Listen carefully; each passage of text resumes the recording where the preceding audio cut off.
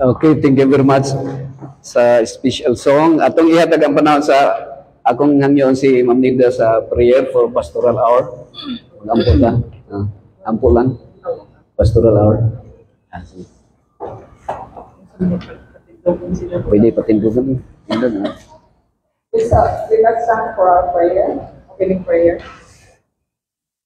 Our dear loving Father in heaven, thank you, Lord, for this Sabbath day. It's so wonderful to be here in your temple, in your church, in our church. Pray, Lord, that you'll be with us, all of us, for a year, and even those who are not available to partake of the spiritual food. We pray, Lord, that you'll bless this afternoon, our young people meeting, and the rest. And we pray, Lord, that you'll be with us always and help us prepare for your second coming. Thank you, Lord, for hearing and answering our prayers. Forgive us for our sins. In Jesus' name we pray. Amen. Thank you very much. Okay, so ninigtag na sa kahapon ng mga igsoon, maghimot ta o pagpamalandong sa pulong sa Ginoo. Naay bersikulo sa Matthew 6:33. Very famous and popular kayo. Unsa ka naging sa Matthew 6:33?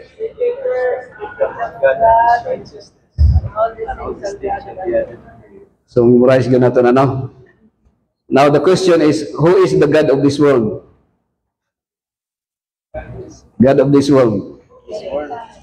Si Satan. No? That's why Jesus said, seek ye first the kingdom of God and His righteousness. And then how can we seek the kingdom of God? Actually, in John chapter 3, verse 3, naigingon dito si Jesus, when Nicodemus went to Jesus at night, he said, except a man be born again, he shall not see the kingdom of God. Basahan ako na yung sa verse 3, no? Jesus answered and said to him, most assuredly, I say to you, unless one is born again, he cannot see the kingdom of heaven. So when the Lord Jesus said, seek ye first the kingdom of God and His righteousness, and all these things shall be added unto you. Na siya idea on how to seek the kingdom of God, you must be born again. Okay? So, muna siya mga kaigsunan. Because, why is it that Jesus said, you must be born again? Anong kinahanglan pa man? Si Nicodemus was surprised, or he was puzzled, no? Napuzzled siya. How can a man be born again? Ano siya? Now, akong ko ang conversation nila. Now, niingon si Jesus Christ, niingon siya, do not marvel that I said to you, you must be born again. So, kung atong kanon si Jesus, niingon siya, sa diha nga si Nicodemus ni answer, niingon, said to him, how can these things be? Kung saan man pagka-born again, so sa katao. And, di ba ni-mention si Nicodemus nga, kinahanglan ba siya nga mubalik sa taguanggan, no? Sa nanay, sa inahan, para siya ma-born again? And Jesus answered and said to him, are you the teacher of Israel and do not know these things? So supalpal siya mga kaigsunan, because wa man masabti ni Nicodemus, because Nicodemus is a pious man. He is very religious. He is a member of the Pharisee. And how can he be born again? Okay lang siguro kung criminal, born again, magbago. But Jesus gave this statement. And si Jesus, niingon siya, kung imong basahon sa unan, sa pinagkatumoy ng bahin mga kaigsunan, niingon siya, that whosoever believes in Him should not perish, but have everlasting life. Sa verse 15. Pag abot sa 16, mao ni siya ang pinaka-famous na statement ni Jesus Christ. Okay? So, kinsa sa John 3:16, unsa kanang tumisulti dito? John 3:16. For God so loved the world that He gave His only begotten Son, that whosoever believeth in Him should not perish, but have everlasting life. So actually, kini nga verse mga kaigsunan, the most powerful sermon of Jesus Christ. And pila ka mo kayang audience, pila ang audience si Jesus while He was giving this passage? Only one person. Okay? But sometimes, na yung mga magtudlo usahay nga kung gamay ra ang dili ka ganahan magwali, no? Kung gamay ra ang tao, no? Kadaghanan sa tao, ginahanglan mas ma-inspire kapag full pack ang lingkuranan. Pero si Jesus, only one person. Okay? Now, kini nga versikulo na, pero na ako nagibalik-balik, nabalik-balik na ako ni mga igsoon. Pero for the sake sa murag karon lang naabot, ako lang ning i-share na po, ha? Pasensya lang mo sa nakadungog na ani, ha? Okay ra? So, balik-balik lagi na itong wali mga kaigsoon, ha? Okay? So, naputol man ni. Naputol siya.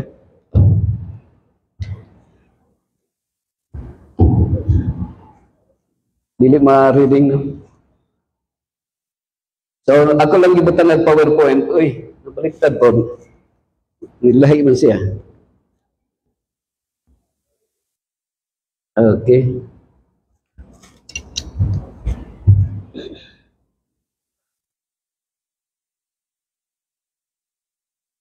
So, naay gospel miniature, no? Miniature sa John 3:16.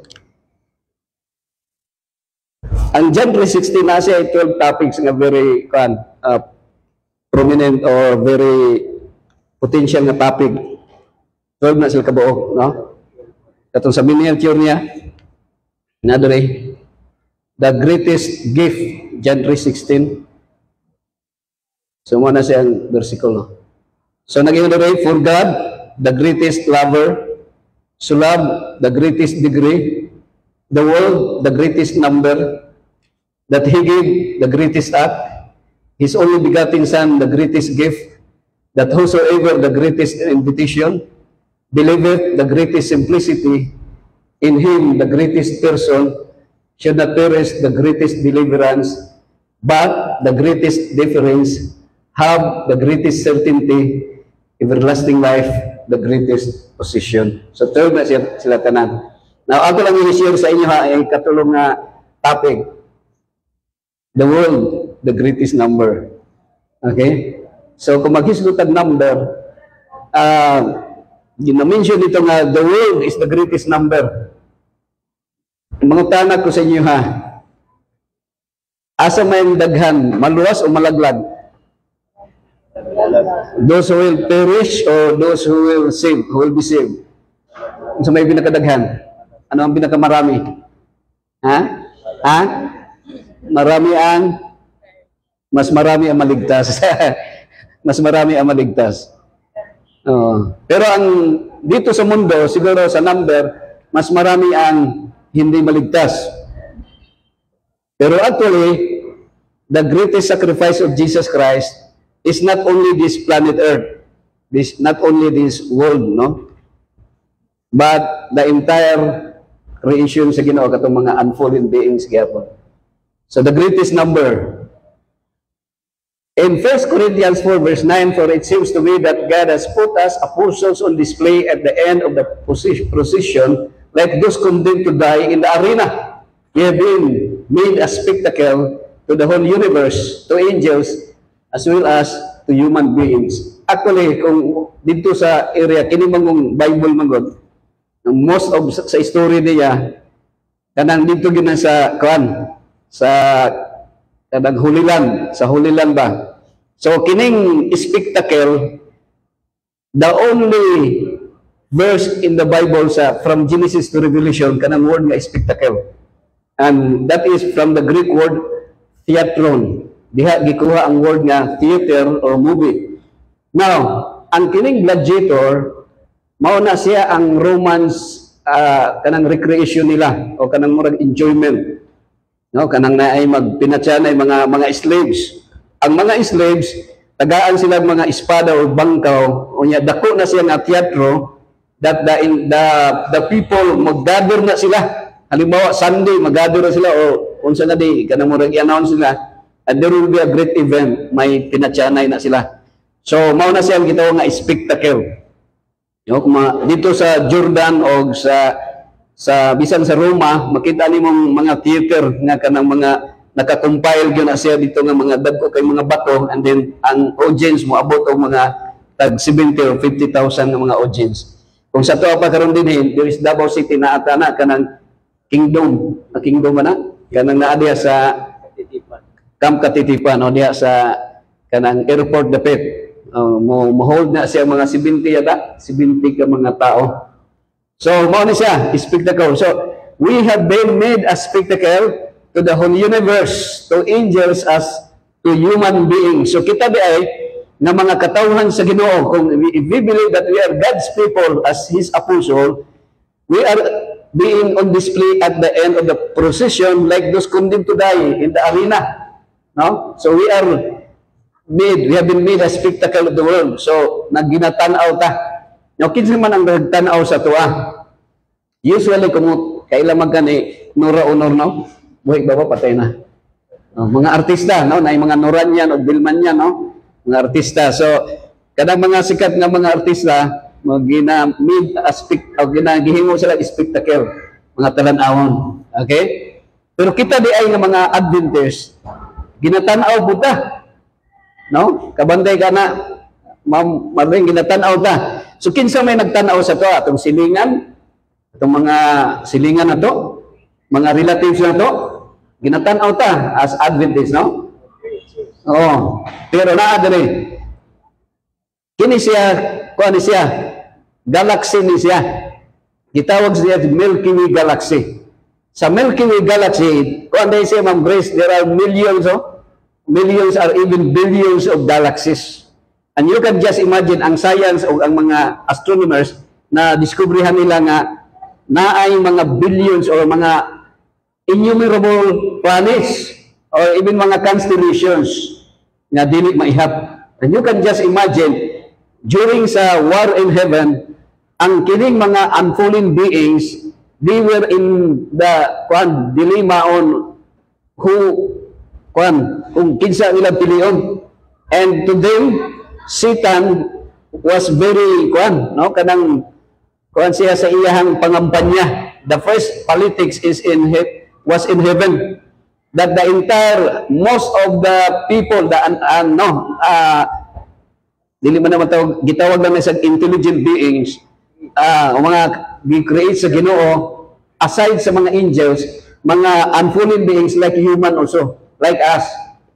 The only thing, tanaw na to ha. So kining mga sa creation sa Ginoo mga igsoon, naay mga planets. Kining planets sa tuwa lang nakabilong ta sa planet Earth. Tanaw na to ang kining usa ka sa solar system naay adlaw. So kining adlaw karon mao ni siya ang gilibutan sa mga more or less mga 50,000 minor planets nga nagtuyok sa kanang sun. Sa atong solar system, so it so happen na ikapila gani ang Earth gani? Third ang Earth. Kung atong mga kaigsunan, ang sun is very hot. Init ka na siya. So sa iya nga kainit, ang kanang mga planets nga nag-ground ang iyang speed, naapo na speed siya nga i-maintain niya in order for this planet dili masunog, no? Dili siya masunog. Kung madili lang siya a split of second, masunog ang kalibutan.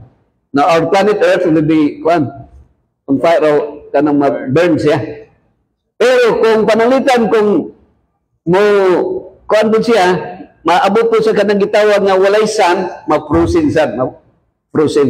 And that is how God is very wonderful no, sa iyang walay planet na nagabangga. No, because they have their kanang na sila orbit na sila sarili nga gidaganan, dalan, no? Kung sasakyanan bitaw mabangga ang sakyanan pag naay rain mo dagan gihapon bisag nakapula, no? Pero ingana ang in order gyud naka-follow gyud ang atong nature, ang atong mga planets. Namadto ta sa planet Earth. Ang planet Earth mao ni siya ang gidakon planet Earth. The diameter of planet Earth is only 40,000 kilometers. 40,000 lang?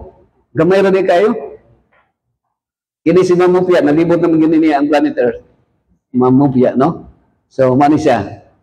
12,000 kilometers ang iyang diameter. Ang 40,000 ay is round, dalang circumference or yung radius. So, ang diameter is 12,000 lang. Gamay ra, dool ra, layo. 12,000? Pero dool ra din, no? Actually, ang flight na mo atong ni Adto sa kuan, sa huli lang 9,000 kilometers. Gikan sa Manila paingon sa kuan Egypt 9,000. So man siya ang Mars day gamay ra katong arang Mars mao nang init day Mars. Sa kuning kuan motor sa. So ang Jupiter's diameter is 138,000 kuan 11 times ang iyang gidakon sa Jupiter. So lali manggana. So our planet naa ba day mga other planets nga bigger than planet Earth? Now the question, is there human being in other planets? In other planets? Naa wala. So naa, according to Ellen White, naa. But they do not commit sin. They were not fallen into sin. Wala sila nakasala. So the only planet na nakasala is our planet Earth. So that's why the Bible in Revelation yata 12 verse 7, woe unto you, O earth, the inhabitants of the earth, because Satan is there. So mao day nga alaot ta, Because that planet, mga dagko nga mga planeta, mga kaigsunan. No, tanaw na to diri. So, asa dapit ang adlaw? Ang adlaw, mga kaigsunan, narao, kinirao, morning adlaw, ang sun.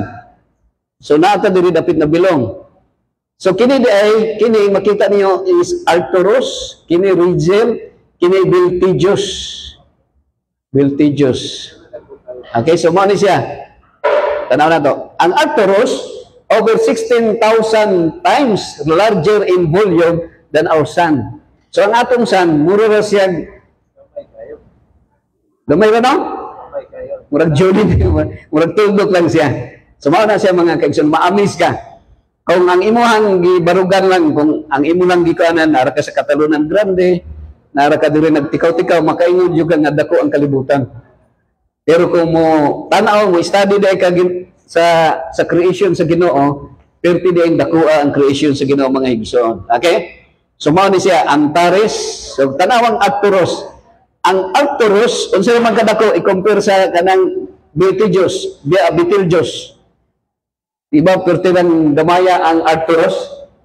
Pila na kapilo. No? So, mao ni siya ang pag-study nga, makita na to Antares, kini sila mga solar system ni sila, nga every solar system, naa na sila naay ka ng kining sun, part lang ni siya sa creation sa Ginoo nga init. The rest lang na katong mga Antares, Betelgeuse, mas init pa na sila sa adlaw kay dako man kayo. So nagawa na to sa creation sa Ginoo nga ang una-una na to dako nagyugoing adlaw. No? But sa creation sa Ginoo pertira ding gamayo sa daw. So mo na siya mga kaigsunan. Okay? So dinhi makita nato mga kaigsunan nag-ingon diri sa Romans 5:8. But God demonstrates His own love for us in this, while we were still sinners, Christ died for us. No, ato ma-imagine ba? Ma-imagine na to sa creation sa Ginoo nga ang giingon ni King David sa Psalms chapter 8 verses 3 and 4 yata ingon dito, when I consider thy heavens, the work of thy fingers, the moon and the stars which thou hast ordained. What is man that thou art mindful of him, and the son of man that thou visitest him? No, you can just imagine. Sa ubang mga planets nga kumuadto si Jesus Christ, giunor siya. Giunor siya dito. Because He is the Creator. No. Pero pag-abot diri sa Pilipinas, pag-abot diri sa kalibutan, gilansang si Jesus Christ. So ang tao say hanuman ang ato ang kuan, ang atong mind mura og giango-ango kung sa Bisaya pa. Unsa kaning ango-ango? Ha? Kanang nakalimuta og wa na ta makaila sa Creator, sa atong Creator. So makita nato mga kaigsunan nga ang other planets according to Ellen White na ay kuan ito nga they are noble in appearance. Ang ilang height tagas, ang ilang mga dagway mga gwapo, mga gwapa. Pero walay pangit. Naana dito Ma'am Marlene na ato sa kuan sa Adventist home, giingon dito nga si while Ellen White was there because she was kuan nga sa iya nga dream ba nga literal nga nag kuan siya dito. Ang mga kuan dito evergreen, ang mga plants evergreen, ang mga langgam nindot ang ilang mga pag-awit. And then Ellen White was asking one kuan there kanang inhabitant katong nagpuyo ngano nga ingon ani ang inyong kagwapo, ang inyong purma dinhi, ang inyong katag-asong. And according to that one, human being there, unfallen human being, because we did not commit sin. We did not disobey the law of God. So ano na siya? Kunya si Ellen White, niingon siya nga Ginoo, di na ko mubalik dito. Di na ko mubalik sa kalibutan. Because of wickedness. Sa kalibutan, naadiring harassment, no? Naadiring robbery, mga tragic event, mga kamatay, kagutom. Sa Illinois, di na gusto mubalik. Pero mga igsoon, ingon ang Ginoo nga, you will go back there because if you continue following my will, you will be with the 144,000. So ano na sa mga kaigsonan? So that promise of God, no? Sa tuwa karon, niining kalibutan na mga igsoon, siguro ang uban sa tuwa nga medyo luya-luya na, luya nagtuhod, gusto na nato nga mubalik na ang Ginoo. Diba, Mama Marlene? Mama na ito siya, Ginoo, balik na kay daghan akong sakit nga gibati. Labi na napag yung mga utang mo mabayari. May nang balik yung impas at kanang utang. But there are people nga mga youngsters pa, mga batanon pa, nga wa pa maminyo ang uban, wa pa makagraduate, ayaw lang sa Ginoo, kay gusto pa na mo ma-enjoy, no? Ma-enjoy kami. Ano pa, mga igsoon. But I believe that as God's people, ang kuan gyud nato karon, kung unsa ang kahimtang nato karon, ato lang yung i-commit ang atong life diha sa Ginoo, no? Itugyan na gyud nato sa kamot sa Ginoo. Kita diri, ako lang gikuan sa inyo mga kaigsunan, naka pamalandong ko permi ba nga pagkaswerte gyud nato diri sa Davao City. Mo agree ba mo diha nga Davao City kuan kanang swerte no, ang Davao City no? Taga diin gani sa kuan no, Manila, ha? Sa Pasay, mo di ba, crowded po di, pero traffic naman po dito sa Davao. Pero at least, there are still, mga bakante pa nga mga lugar nga mga booking na pwede mapuyan doon. So, ano na si mga kaigsunan? Sa ako lang personal nga, panghuna-hunain ko nga, ang Bible narrative siguro nato, gitawag man ang Land of Promise ang Canaan, nga flowing with milk and honey, Brother Jeffrey. Pero mas mo approve pa ko, nga diri sa Davao ang flowing with milk and honey kay ikaw ni marang muramag kanang gatas.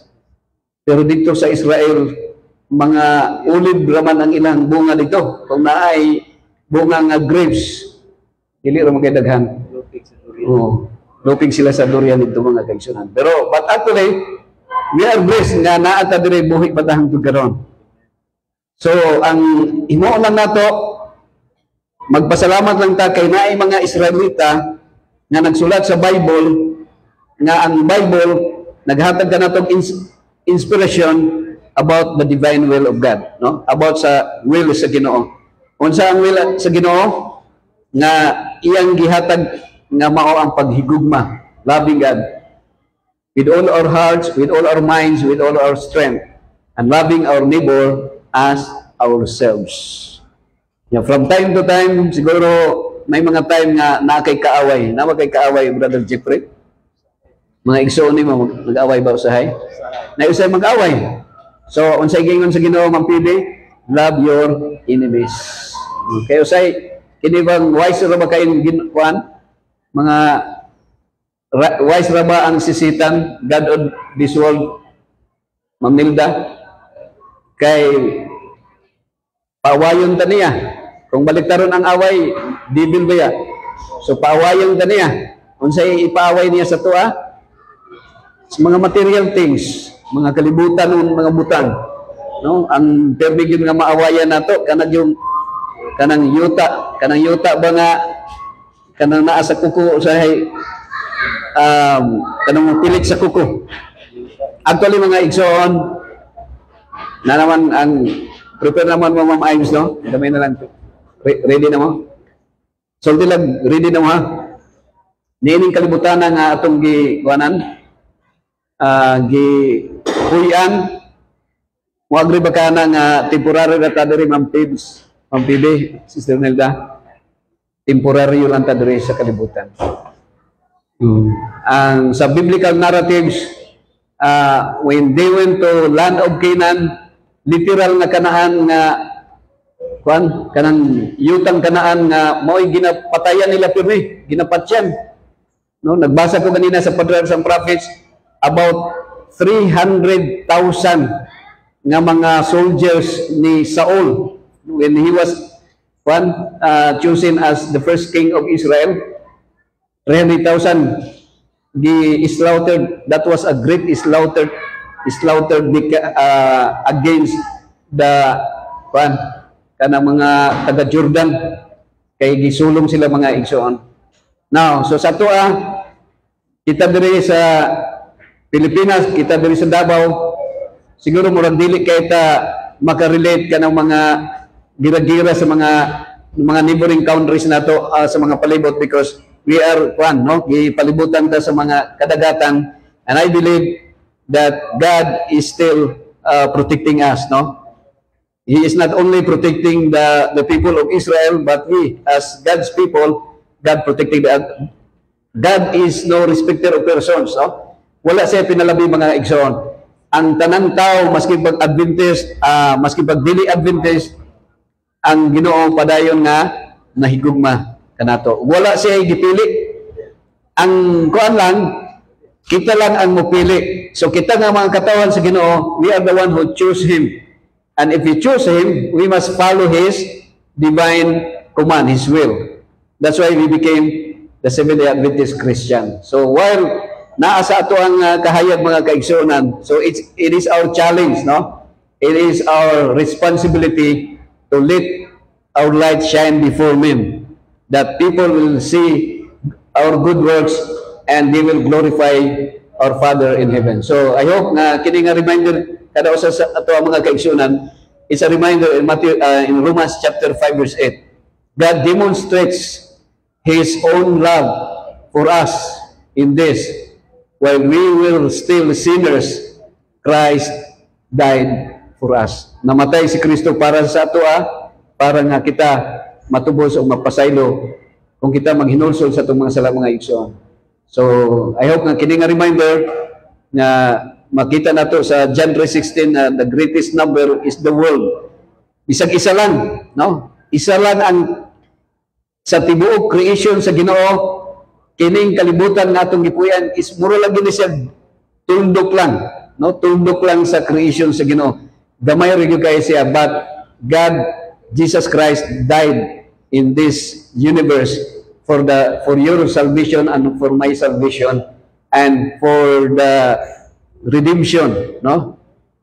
For the retrieval of the entire mga unfallen beings na at first their allegiance to us, the enemy of God, but they were already in the side of God, mga kaigsuonan, when Christ died at the cross. May the Lord will continue bless each one of us. This is my prayer. Okay, atong hatag ang panahon sa AY program. Palihog ko, Ma'am Imes. Si Ma'am Imes. 3:30 na, Ma'am Imes. Happy AY everyone! Happy. So, kadua na nila ako AY. Ito tayo. Dahil magbilang madali na sa okay. Kabangay ko nila mag-imove ako. So, hindi ko, I did lang ikaw. I know this Savior. I know my Lord is able to carry me through. He's able, He hears. he's able to carry me through. Para sa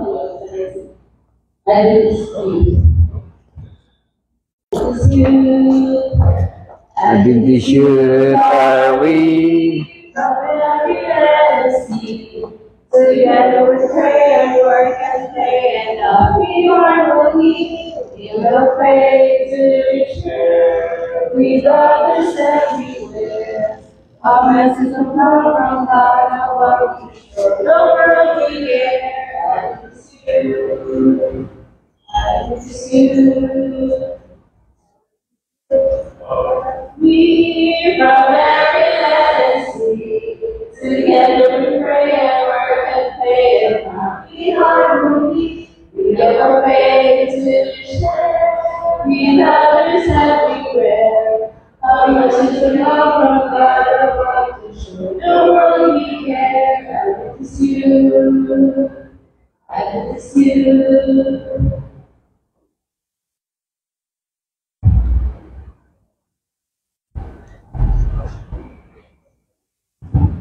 Shall we pray? How much wishes can we forward that we hear our word in this Lord, as we worship you together. As we start our program, Lord, please guide us and help us to learn more and enjoy this Sabbath day. And forgive us from our sins, let us pray. Amen. Okay, okay, so in turns, calling our participant in photo. Basta na yung mga circumstances now, mag-expect. Ano? Expectation.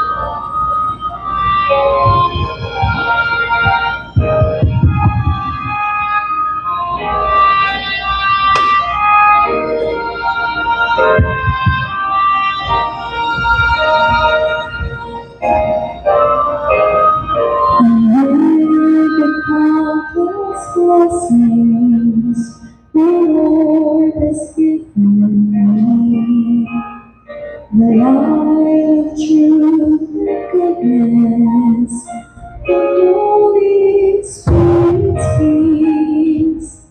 I see many souls that His children must endure. So much trouble to feel. How can I change the world? There was a heaven, voice of the Lord, tears that rain across the sun.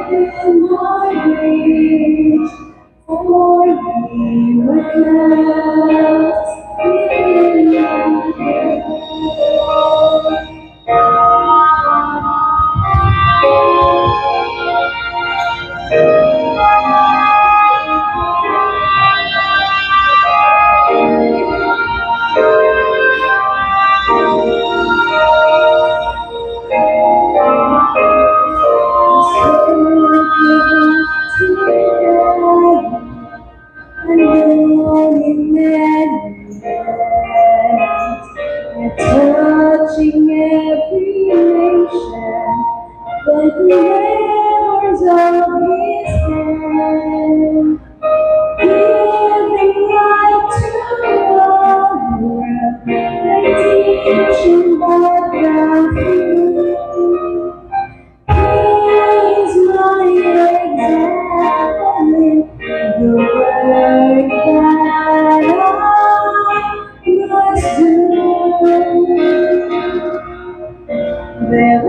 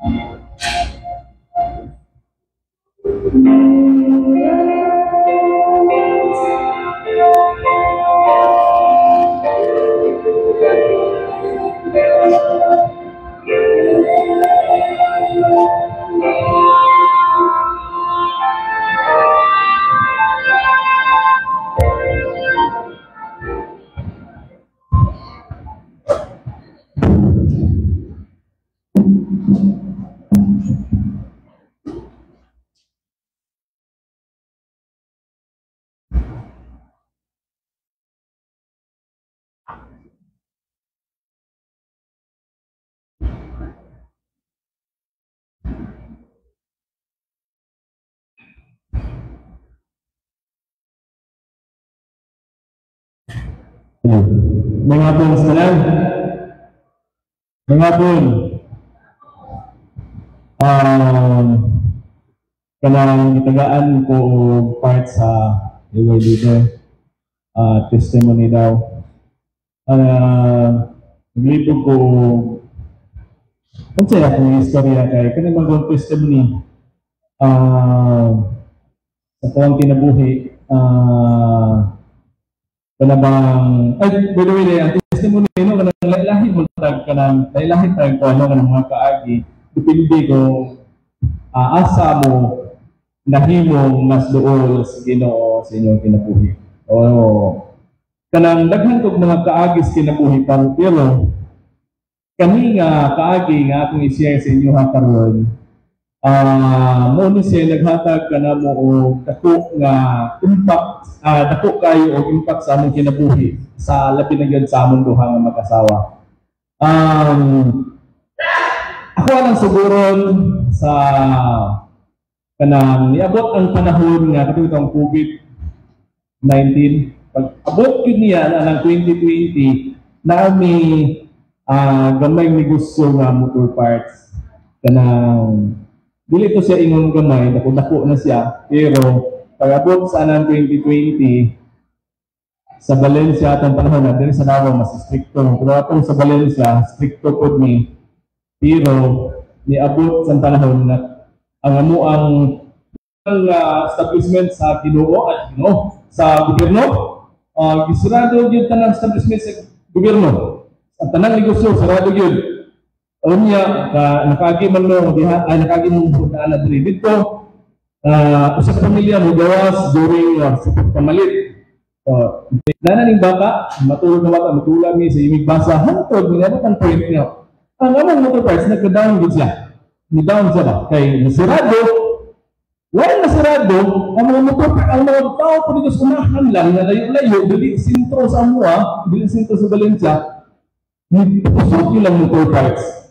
Pag-usap sila ng motor parts, ang baklayo na tayo, kay sarado ang dalan, kay sarado, tungod atong mga checkpoint, di na magpuan.